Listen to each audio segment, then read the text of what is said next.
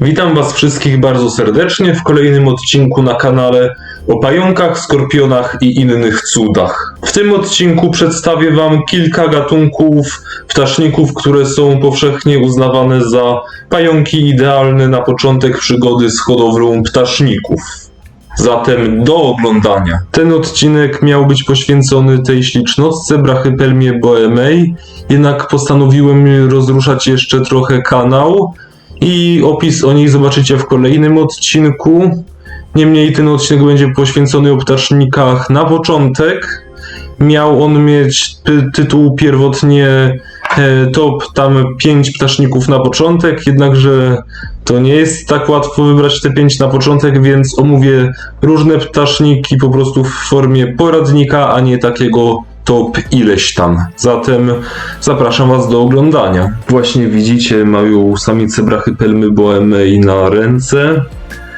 Więc jako pierwszy gatunek, a właściwie pierwszy rodzaj, bo tutaj warto omówić cały rodzaj, jako pierwszy rodzaj omówię właśnie ptaszniki z rodzaju Brachypelma, czyli kusonuszka.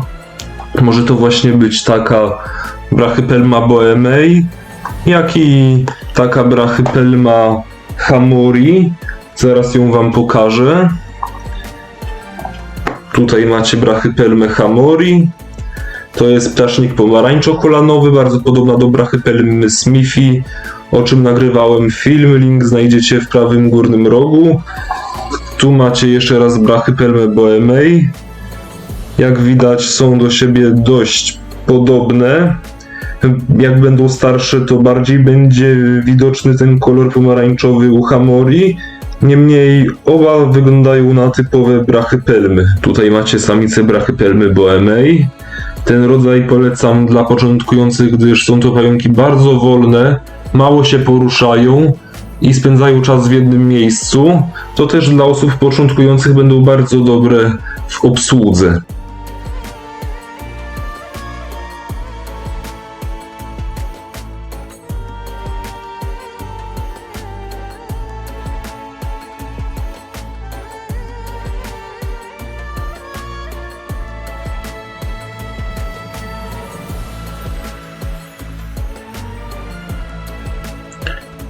Uwierzcie, że jak na nie to jest bardzo szybko. Zobaczcie, jak przystanęła, jak zacząłem mówić.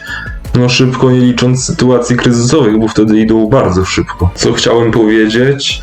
Są to ptaszniki właśnie bardzo powolne, tak jak mówiłem. Co do brania na ręce, ptaszników jako tako się nie powinno brać na ręce. Niemniej, jeśli mamy jakiś powolny, niejadowity gatunek, możemy się skusić. Niemniej to jest z wielu powodów odradzane. O co w tym chodzi? Jeśli jesteśmy początkującym terrorystą i taki ptasznik, przykładowo z takiego pojemniczka, wyjdzie nam na rękę, to instynktownie będziemy mieli taki odruch, żeby zrzucić tego ptasznika z ręki, a jak on spadnie i uszkodzi sobie odwłok, to w 95 przypadkach kończy się to dla niego tragicznie. Ponadto wiadomo, że możemy też tak zmieść go z powierzchni i to skończy się w ten sam sposób, jak i też możemy po prostu spróbować go pacnąć, jakby nagle na nas poszedł. Teraz trzymam Brachypelmę hamori. Co więcej, te pająki są naprawdę odporne na błędy, nie tak łatwo je zagłodzić, nie tak łatwo je wysuszyć, to też dla początkujących to jest dobry pająk na naukę. Jaka jest wada tego pająka? To one po prostu długo rosną, długo dojrzewają. To też dla osób, które chcą je hodować, w sensie rozmnażać, może to być problematyczna kwestia. Niemniej, jeśli hodujemy je tylko dla kolorów, a te są naprawdę wspaniałe, to po prostu myślę, że to będą ptaszniki naprawdę idealne dla nas. Piękne pomarańczowe, czerwone kolory. Rodzaj Brachypelma jako taki nie kąsa. Zarówno hamori, smithi, boemei, a także takie ptaszniki jak Brachypelma albiceps, auratum czy baumgarteni. Jedynie Brachypelma classy, z tego co wiem, jest nieco defensywna, ale to też nie jest jakaś mocno defensywna jednostka, po prostu ma bardziej taki temperamentny charakter, ale to też nie jest nic wielkiego. Są to ptaszniki właśnie spokojne, niekąśliwe. Jedyne zagrożenie z ich strony wobec nas, jeśli tak to można nazwać, to wyczesywanie włosków parzących. Nie jest to bolesne, one wyczesują się często, ale jak po prostu trafi nas taki włosek, to po prostu będzie nas to swędzić, będziemy mieć przez parę dni krostki i to po prostu tyle. Patrzcie, jak spokojnie siedzi, właściwie nic nie robi. Tutaj macie przedstawiciela rodzaju Tliltocatl, czyli ptaszników, które niegdyś też należały do rodzaju Brachypelma, ale zostały z niego wyłączone. Jest to Tliltocatl albo Pilosus. Jak widzicie, to jest pająk, który też praktycznie się nie rusza. Muszę go trochę do tego pobudzić. O, zaatakował. Ale to nie martwcie się. Bardziej defensywne, bardziej temperamentne są mimo wszystko ptasznik z jego siostrzanego gatunku, czyli Tliltocatl vagans, czyli ptaszniki czerwono-odwłokowe. No, tego nie biorę na rękę, gdyż nie skończyło mi się dla mnie to przed chwilą dobrze. Kiedy próbowałem go wziąć na rękę, to wbił mi się w palec, ukąsił mnie swoimi szczękoczułkami. Nie jest to jakoś bolesne, bardziej bolały mnie ugryzienia pszczół, wtedy wszystko puchło, bolało, swędziało przez kilka dni i to była masakra. Zwłaszcza, że zawsze mnie osy dziobały w stopy i nie mogłem przez to często wygodnie chodzić i utykałem po prostu. Raz to przez to chodziłem trochę bokiem stopy, to jeszcze mnie kostka się od tego nadwyrężyła, ale wydobrzałem z tego. Można by teraz powiedzieć, że będę hodowcą na pełnych prawach. No podczas studiów, jak miałem pierwszą jedyną poprawkę i się trochę z tego powodu żaliłem, to też tam ludzie mówili: ja daj spokój, teraz będziesz studentem na pełnych prawach. Ale generalnie co do zasady, ptaszniki z Nowego Świata, z Ameryki Południowej są łagodne, powolne i słabo jadowite. Natomiast przeciwne cechy wykazują ptaszniki ze Starego Świata, z Afryki i Azji. Oczywiście jest to zasada i jak od każdej zasady zawsze są wyjątki. Jeśli jeszcze bardziej chcecie się zgłębić w tematykę ptaszników południowoamerykańskich, to należy pamiętać o Chromatopelmie cyaneopubescens. To też jest bardzo wytrzymały ptasznik. Jest jeszcze bardziej odporny na wysuszenia niż Brachypelma hamori czy też Boemei. Jednakże wiadomo, wody do życia potrzebuje, więc trzeba ją poić, ale też nie trzeba tego robić tak jak Brachypelmy Boemei czy hamori. No, na korzyść tego ptasznika przemawia też fakt, że rośnie szybciej niż Brachypelmy. Brachypelmy u mnie wyliniały może po 2 razy, może 3 razy. Chyba częściej hamori liniała, ale też już nie pamiętam. Natomiast ta samiczka liniała u mnie 4 razy. Na pewno też faktem działającym na plus jest kwestia, że podrostki tego gatunku są większe niż podrostki Brachypelm, gdyż Chromatopelma w kokonie ma około 200-300 jaj, podczas gdy Brachypelmy to mają chyba po 600-800 jaj, jak dobrze pamiętam. Więc wiadomo, że w kokonie tego samego rodzaju musi się zmieścić większa ilość pajączków.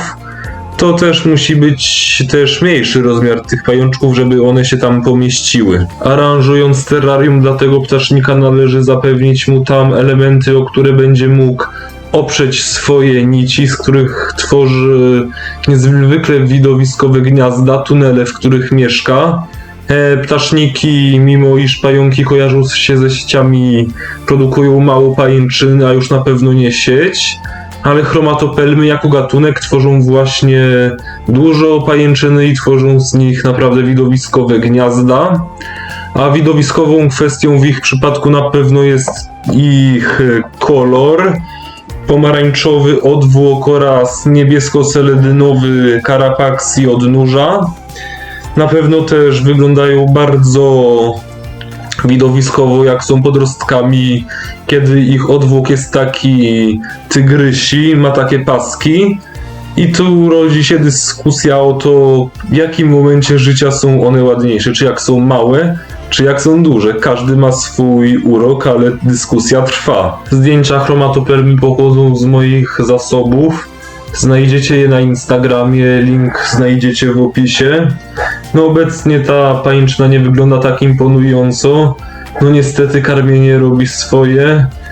Niemniej mam nadzieję, iż wkrótce chromatopelma ją odbuduje. W czym jeszcze chromatopelma góruje nad brachypelmami?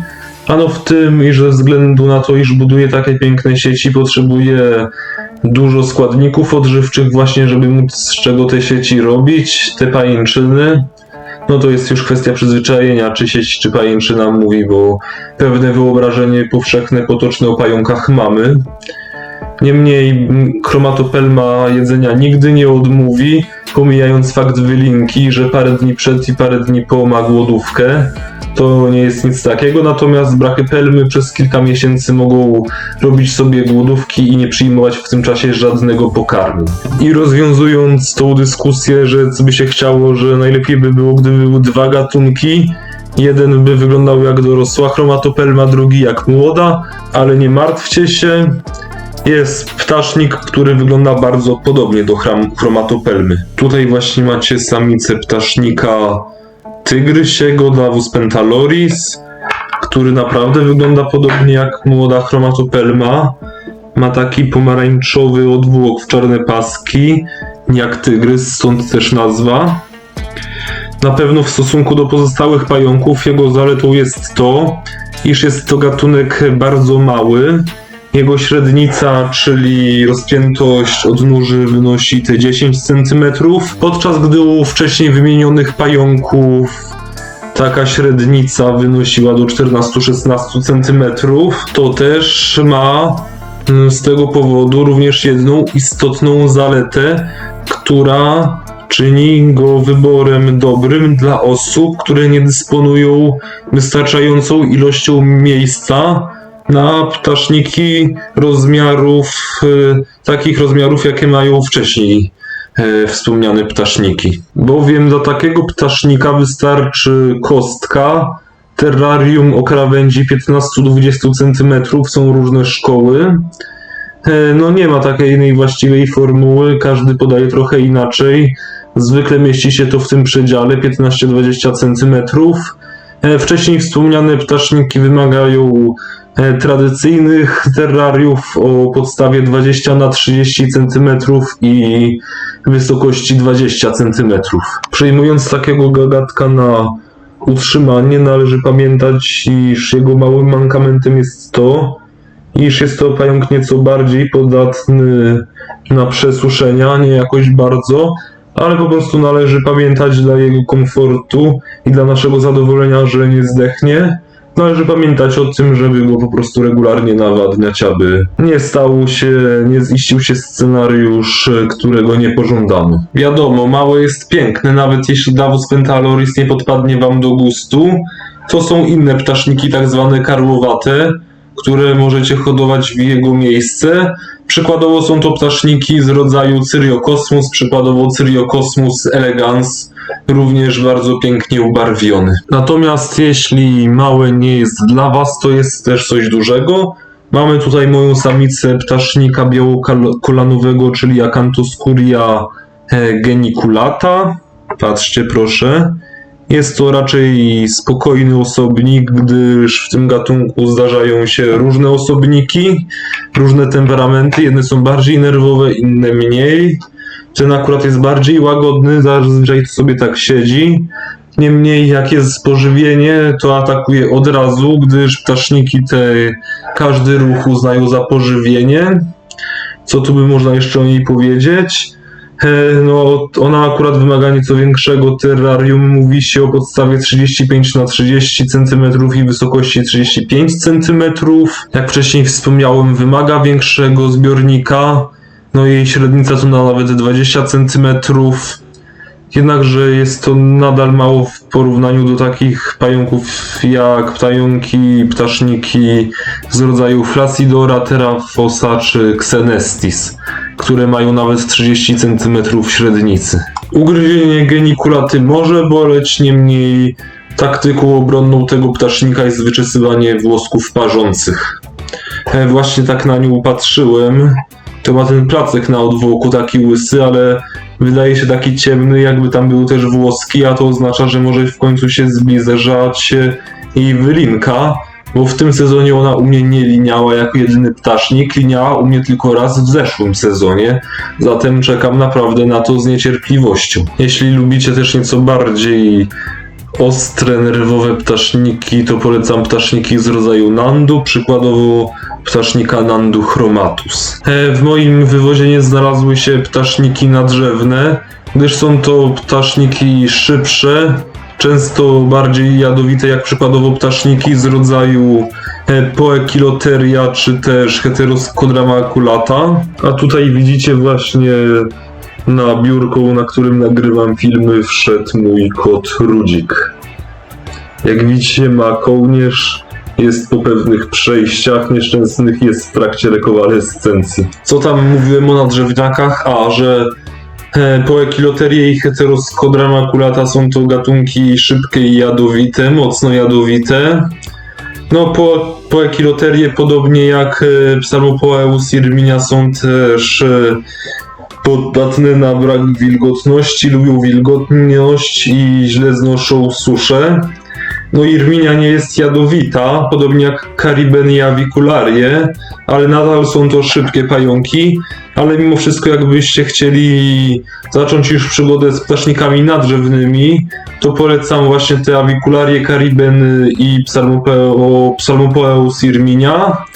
Niemniej nie polecam przygody z ptasznikami zaczynać od ptaszników nadrzewnych, tylko właśnie od takich zwykłych ptaszników nadnaziemnych, żeby właśnie wyrobić sobie stosowne nawyki. No, takiej jednej listy ptaszników na początek nie ma. Tam podaje się tylko klasyki. Każdy z nas jest inny, ma inne upodobania i znajdzie sobie innego ulubieńca. Najważniejsze jest, żeby ktoś był odpowiedzialny, to wtedy poradzi sobie z każdym ptasznikiem. Raczej odradza się konkretne gatunki, żeby ich nie brać na początek. To są właśnie różnego rodzaju heteroskodry, Poekiloterie i murinusy, Pterinochilus murinus mam na myśli. Ale myślę, że ktoś naprawdę odpowiedzialny, ułożony by umiał poradzić sobie nawet z takimi niebezpiecznymi gatunkami, ale niemniej są to gatunki, które się odradza i lepiej zaczynać od takich zwykłych ptaszników. Natomiast co do palca, jest już całkiem dobrze. Przez chwilę bolało i była opuchlizna, ale już to wszystko zeszło. W tym odcinku to już wszystko. Dziękuję Wam bardzo za oglądanie. Mam nadzieję, że Wam się podobało. Zostawcie proszę lajka, suba i komentarz, to naprawdę bardzo mocno się mi przyda. Zapraszam Was także na mojego Instagrama, link znajdziecie w opisie. Zapraszam Was na kolejny odcinek, który już niebawem. Do zobaczenia i cześć!